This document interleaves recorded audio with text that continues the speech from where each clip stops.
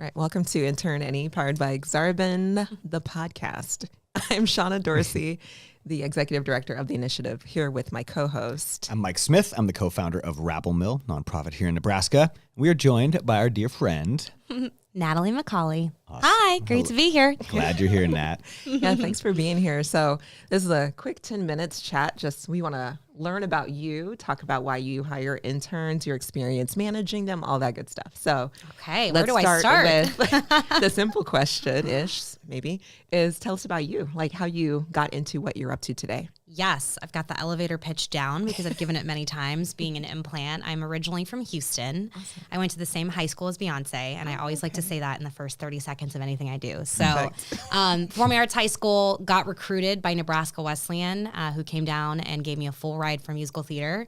Came to Nebraska because of that scholarship, went to Wesleyan, and then pivoted mid-college and got into journalism. Ended up working at 10/11 and Gray Television and CBS for 5 years. And, the early mornings, I was like, this is getting exhausting. I want to make a little more money. I want a little more freedom. Mm-hmm. So I went and got into the marketing world and started working at this agency called Evil Empire with a guy named Andrew Tuzon, still a good friend of mine today. So I was there for about 2.5 years. He taught me the ropes. We actually sold that agency to Firespring. And by we, I mean I helped, but he actually sold it. I didn't have equity in the company. And that was a moment when I was like, wow, there's a whole world out there of entrepreneurship. Why don't, I watched and helped him scale it and realized like, okay, this guy basically taught me how to do it. I should go do this on my own. So 5 years ago, I did that. When that agency was acquired by Firespring, I left and started Oh Hello. We are a creative digital marketing agency. So we have a brand development side that includes visual identity, web design, brand strategy, and positioning. And then we have a brand management side that includes all those digital marketing services you need to get that brand out to the world. So been in it for 5 years. We work with a lot of blue collar businesses in and around Nebraska and around the Midwest. And we are actually launching, this is the perfect time, You Know Who, which is going to be our personal branding side of the business where we help entrepreneurs who are looking to personally brand themselves. So wonderful. We just took on Tom Shea. He's a Navy SEAL, retired Navy SEAL. We've worked with NFL football players. It's a lot of fun, and it's something I'm really passionate about. And it segues perfectly into this side of the conversation because having Lexi on board as my intern, she's been able to really help narrow our focus in at the agency and help support my personal brand and in turn drive more business in that direction. Yeah. So that's a little bit about me. Nice. Excellent. That was great. Yeah. So you mentioned Lexi, your intern. Yes. So we had kind of a funny, like, hey, you got to take this intern.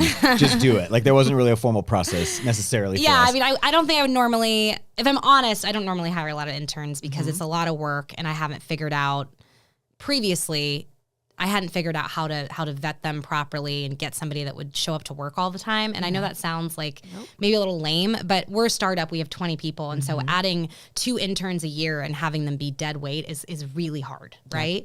And I'm not saying interns are dead weight. It's just we don't have the structure and process of like a Swanson Russell where they come in and then somebody's responsible for them and they get free lunch. Like for us, it's like it's pretty do or die every day when you're a startup creative agency, right? So Mike calls me, he's like, hey, I got this person. I really think she's the right fit. If she sucks, you can fire her. And that kind of gave me the escape hatch of like, all right, Mike, if you think she's the right fit, I'll just hire her and pay her and see how this works out. And she was more than the right fit. She's been amazing. And she's actually building our internship program out now because she was able to figure out how to work with me and my managed chaos and my creative brain. And now she's building out. We just hired 2 more interns who we would have never hired if I didn't have Lexi, and we're promoting Lexi. So yeah, that's incredible. Yeah, that's baby. Awesome. Yeah, that's great.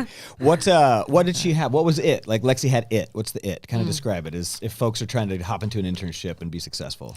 It's just tenacity. It's just like the willingness to learn and then also not quit when it gets hard, right?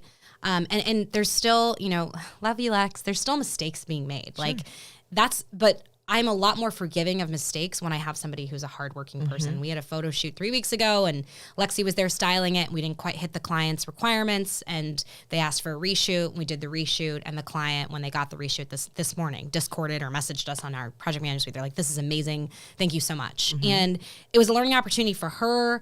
It wasn't $1 million client. Like, they pay us a lot, but the stakes weren't super high, but she fixed it. And the thing is like, because she was willing to own the mistake, learn from it, and help create a process so it doesn't happen again at the agency, I'm like, that's fine.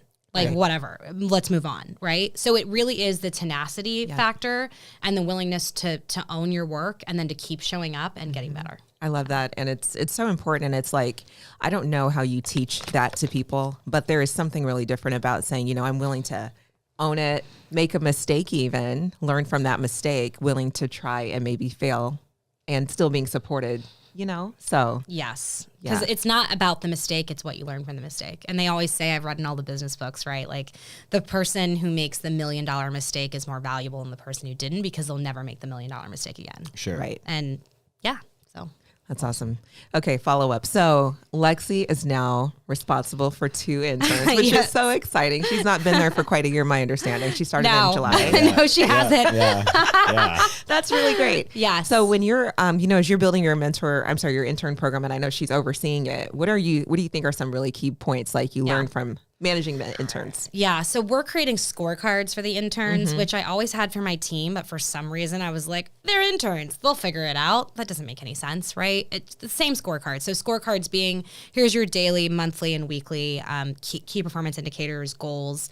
We're walking them through our org structure. And we're also giving them projects that it's okay to make mistakes. And like, I'll just give an example. Like, we have a new client coming in that I pitched us doing a little bit of free work to get, it's, the account that we could get is $1 million a year, right? I said, well, we'll do some free work for you. Let us show you. So I'm going to put the interns on researching that project and working with a team, because yes, it's stakes are high, but at the end of the day, it's free work, right? And so kind of giving them the opportunity to have accounts that the risk is lower is definitely key. And then having those scorecards of like, this is what you're supposed to be doing, and these are the set KPIs, which Lexi is helping me create now because she's been working off the cuff with me in a lot of different ways and like just knows how my brain operates. We also just get along extremely well personally, and that doesn't always happen, right? The 2 interns we've hired are both remote. So it'll be really interesting to get them into our project management suite and try to infuse culture in them and teach them our core values. And that's a piece that has always post-pandemic been difficult, especially with interns. But another element that I'm really focused on is like, how can we get them here in person once a quarter for a deep dive Saturday, especially because they're women and I'm passionate about, mentoring other female entrepreneurs. And I think that's an important piece of it. So did I answer your question? You did, totally. Okay, cool.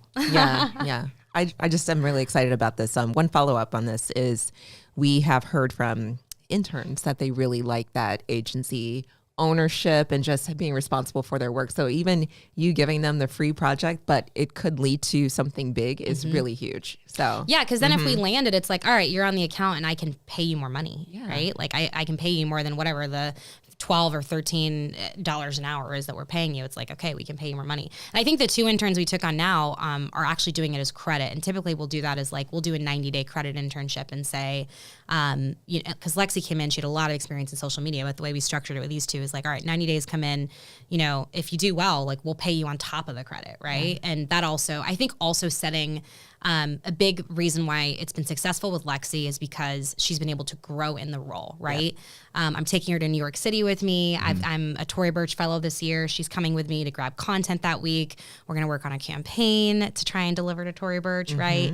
And I'm paying for that trip because she's earned it. Like she's earned that opportunity. So I think just giving them things that are exciting and like saying, yeah, if you do well on this, like why don't you come with me on this? I think that gets young people really excited. Definitely. So yeah. That's cool.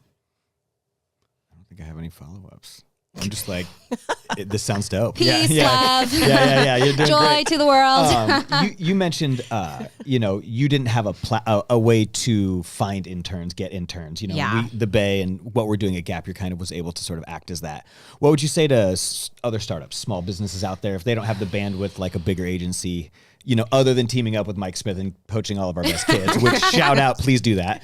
But other than that, what are some other things or what would you suggest there? I think it just comes down to building community relationships with people like you guys. And more than people like you guys, like I walked in here and instantly we had a couple connections, like shout out to Maggie Thorne. Like she's somebody that I would text and be like, do you know any interns? Like it just comes down to showing up in your community again and again, and then asking those business leaders, who do you know? Because what it usually comes down to is like, it's typically not going to be somebody that you're super close to who has the referral. And you don't usually want to hire someone you're super close to either. Like you don't want to hire your best friend's daughter, because if it doesn't work out, you're kind of in a tough position, right? It's like you want to hire somebody who is like, it's an acquaintance of an acquaintance. And it's a really great way to get that intro is just by showing up in the community. I think That's that what is it is. so important. Yeah. And Mike.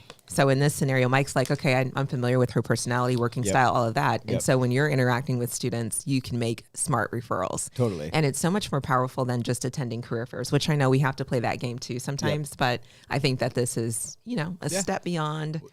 What I teach the kids, what we're talking about is called the power of weak ties. It's the close ties don't open doors for you because they know too much about you. I don't want to So true. But it's the person who had that one class with you that one time that now has the job somewhere, and they see your name come through on the application. They're like, oh, you got to hire them.